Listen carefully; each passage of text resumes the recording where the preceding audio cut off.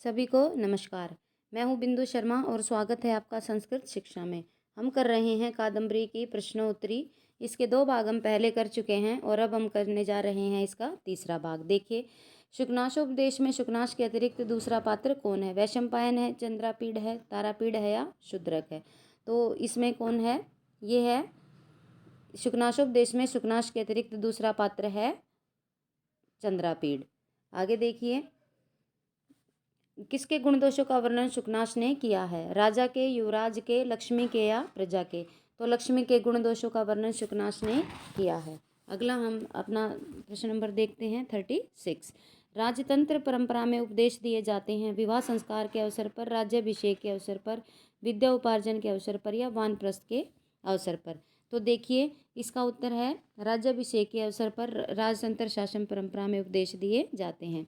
लक्ष्मी ने निष्ठुरता का गुण किससे प्राप्त किया है? कौस्तुभ मणि से, उच्च शिरवा से, कालकूट से या मदिरा से? तो इसका उत्तर होगा ए, कौस्तुभ मणि से।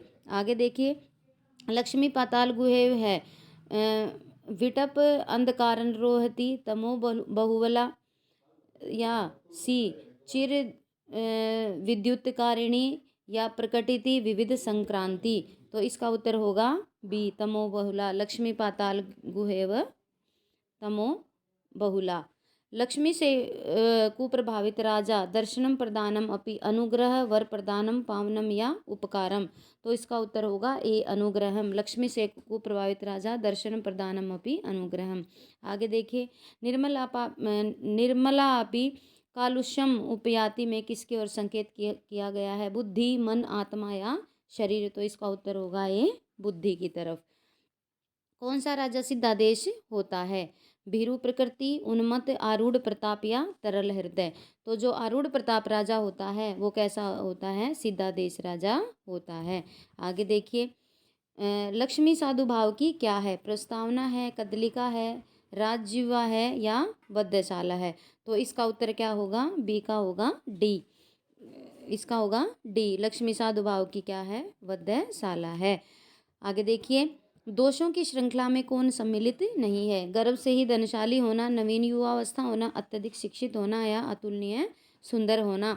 तो इसका उत्तर क्या होगा? इसका उत्तर होगा सी, अत्यधिक शिक्षित होना। आगे देखते हैं, राज्य विश्वविकार तंत्र प्रदा क्या है? राजलक्ष्मी है, सरस्वती है, युवावस्था है या सुंदरता है? तो ये है राजलक्ष्मी। क्या है? राजलक्ष्मी। आगे देखिए, उत्कुपित लोचना इव तेजस्विनों ने क्षंते ऐसा आचरण करते हैं। ऐसा आचरण कौन करते हैं? सज्जन, युवकजन, मूर्खजन या लक्ष्मी से प्रभावित राजा? तो ऐसा आचरण कौन करते हैं? लक्ष्मी से प्रभावित राजा। तो इसका उत्तर हो जाएगा, इसका उत्तर हो जाएगा डी। आगे देखिए, कादम्बरी में चंद्रापीड़ किस राज्य का युवराज है? कादम्बरी में जो चंद्रापीड़ है किस राज्य का युवराज है? वो कौशाम्बी, धारानगरी, सतारा या उज्जैनी? तो इसका उत्तर होगा क्या होगा? डी, उज्जैनी। वो उज्जैनी का युवराज है। कादम्बरी का शुक पक्षी पूर्व जन्म में कौन था? शूद्रक था, वैशंपायन था, पत्रलेखा या कपिंजल? तो इसका उत्तर होगा बी, वो वैशंपायन था। शूद्रक की राजसभा में शुक पक्षी को कौन लेकर आया था? तो शुक पक्षी को कौन लेकर आया था? इसमें प्रतिहारी, पत्रलेखा, पुंडरीक या मातंगिनी, वो चांडाल कन्या?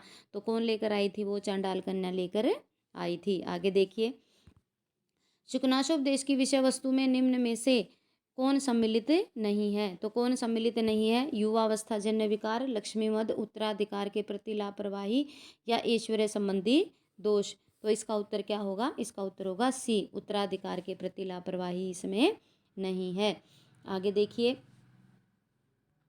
कादम्बरी कथा के विषय में निम्न में से कौन सी बात गलत है? शुक ने शूद्रक को सुनाया था, जाबाली ने शुक को सुनाया था, महाश्वेता ने चंद्रापीड़ को सुनाया या शुकनाश ने चंद्रापीड़ को सुनाया? तो शुकनाश ने ये चंद्रापीड़ को नहीं सुनाई थी। शुकनाशोपदेश में किसके अनविनय दुराचारों का घर नहीं कहा गया है? गर्भेश्वरत्वम, अभिनव यौवनत्वम, अप्रतिरूपत्वम या ऐश्वर्य तिमिरा अंधत्वम? तो किसको नहीं कहा गया है? तो जो ऐश्वर्य तिमिरा अंधत्वम है इसको दुराचारों का घर नहीं कहा गया है। आगे देखिए, शुकनाशोपदेश अनुसारेण अहंकारस्य एव प्रबल कारणः वर्तते। बुद्धिमता ज्ञानरहितं गर्भेश्वरत्वं या सौजन्यम। तो इसका उत्तर होगा सी, जो गर्भ से ही ऐश्वर्यशाली होते हैं उनमें अहंकार आ जाता है। आगे देखिए, लक्ष्मी मद कैसा होता है? मदिरापान के समान, विषपान के समान, शीघ्र विनाशी या अंतिम अवस्था में भी नष्ट न होने वाला। तो लक्ष्मी का मद कैसा होता है? ये अंतिम अवस्था में भी नष्ट नहीं होता। आगे देखिए, किस प्रकार के राजा का आदेश सिद्ध योगी के समान सफल होता है? तो प्रचुर धन वाले का, अतिशय बलवान का, आरूढ़ प्रताप वाले का या सरल व्यवहार वाले का। तो इसका उत्तर क्या होगा? सी, आरूढ़ प्रताप वाले का। आगे देखिए, आगे देखते हैं, गुरु उपदेशस्य महत्व अस्मिन् अनुपम वर्णितम विस्तरेण। इसका उत्तर क्या होगा? हर्षचरिते, दशकुमार चरिते, नैषध चरिते या कादम्बर्याम। तो इसका उत्तर होगा कादम्बर्याम। राज प्रकृति कैसी होती है? राज प्रकृति होती है विहला, उज्ज्वला, निर्मला या सुलभा। तो राज प्रकृति कैसी होती है? विहला। चिकित्सु किस धातु से बना है? ची, कृष, सु या क्र। तो ये बना है क्र धातु से। आगे देखिए, राजा शूद्रक की राजधानी क्या है? राजा शूद्रक की राजधानी क्या है? विदिशा है, उज्जैनी है, अवंतिका है या इनमें से कोई नहीं है। तो ये है विदिशा। राजा शूद्रक की राजधानी विदिशा। निम्नलिखित अवतरण में से किसके विशेषण हैं? अतिशुद्ध स्वभावम अपि कृष्णचरितम अकर्मपि हस्तस्थित सकल भुवनतलम राजानाम ऐद्राक्षिता। ये हैं शूद्रक के। किसके? शूद्रक के। शाल्मली वृक्ष का वर्णन किस ग्रंथ में है? रघुवंशम, किरात अर्जुनम, कादम्बरी या शिवराज विजय। तो ये कहाँ है? कादम्बरी में है। त्रिभुवन प्रसव भूमि रेव विस्तरणा विशेषता किसके लिए प्रयुक्त है? तो ये किसके लिए प्रयुक्त है?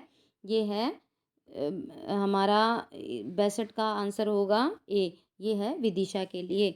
आगे देखिए, विंध्यवन, भूमि, रिव, वित्र, लतावती निम्नलिखित में से किसका विशेषण है? प्रतिहारिका, चांडाल कन्या, महाश्वेता या कुलदेवी। तो इसका उत्तर होगा ये प्रतिहारी का लक्षण है।